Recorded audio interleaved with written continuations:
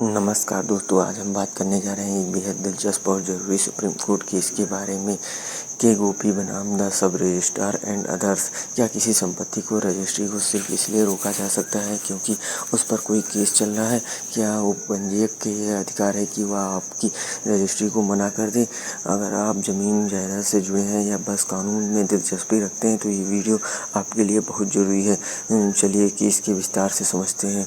यह केस शुरू होता है कि गोपी नाम के व्यक्ति से, जो एक संपत्ति का मालिक था। उसने 12 जुलाई 2025 को एक विक्रय विलेख सेल डीड तैयार किया और उसे रजिस्ट्रेशन के लिए उपपंजीयक के पास प्रस्तुत किया, लेकिन उपपंजीयक ने रजिस्ट्री करने से इनकार कर दिया।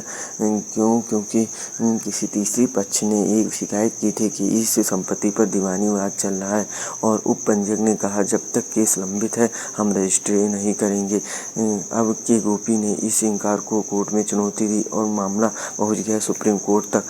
सवाल ये था, क्या उपपंजीयक यानी सब रजिस्ट्रार इस आधार पर रजिस्ट्री को रोक सकता है कि संपत्ति पर केस लंबित है?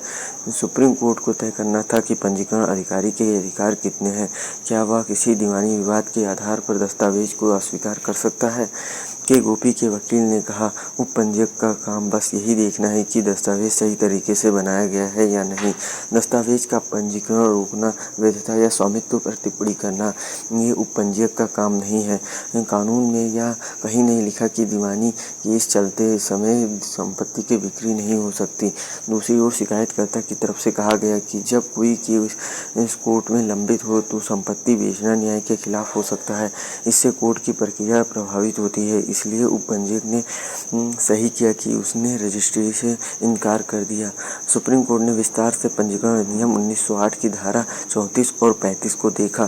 कोर्ट ने कहा, उपपंजीयक का काम सीमित है। वह सिर्फ यह तय कर सकता है कि दस्तावेज निष्पादित एग्जीक्यूटेड हुआ है या नहीं और पेश करने वाला सक्षम है या नहीं। वो दस्तावेज की वैधता या संपत्ति पर स्वामित्व को लेकर फैसले नहीं कर सकता।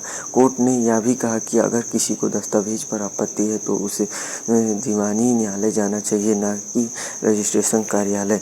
कोर्ट ने स्पष्ट कहा, उपपंजीयक को इस आधार पर रजिस्ट्री से इनकार करने का कोई अधिकार नहीं कि संपत्ति पर केस चल रहा है। रजिस्ट्री एक प्रशासनिक प्रक्रिया है, न कि न्यायिक। अगर संपत्ति विवादित है तो फैसला अदालत करेगी, न कि उपपंजीयक। इसलिए सुप्रीम कोर्ट ने के गोपी के पक्ष में फैसला दिया और उपपंजीयक के इनकार को गैर कानूनी बताया। कोई भी पंजीकरण अधिकारी दस्तावेज को सिर्फ इसलिए अस्वीकार नहीं कर सकता कि किसी ने शिकायत की है या केस चल रहा है।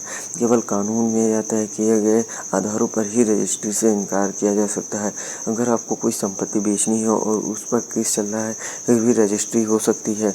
हाँ, खरीदार को आगे जाकर कोर्ट केस का सामना करना पड़ सकता है, लेकिन रजिस्ट्रेशन से इनकार नहीं किया जा सकता। तो दोस्तों, ये था पूरा मामला के गोपी बनाम उपपंजीयक। उम्मीद है कि आपको यह वीडियो जानकारीपूर्ण लगा होगा। अगर आप प्रॉपर्टी लीगल नॉलेज या कोर्ट केस में दिलचस्पी रखते हैं तो इस चैनल को ज़रूर सब्सक्राइब करें, वीडियो को लाइक करें और शेयर करें ताकि लोगों को भी इस फैसले के बारे में पता चले। मिलते हैं अगले वीडियो में, तब तक के लिए धन्यवाद।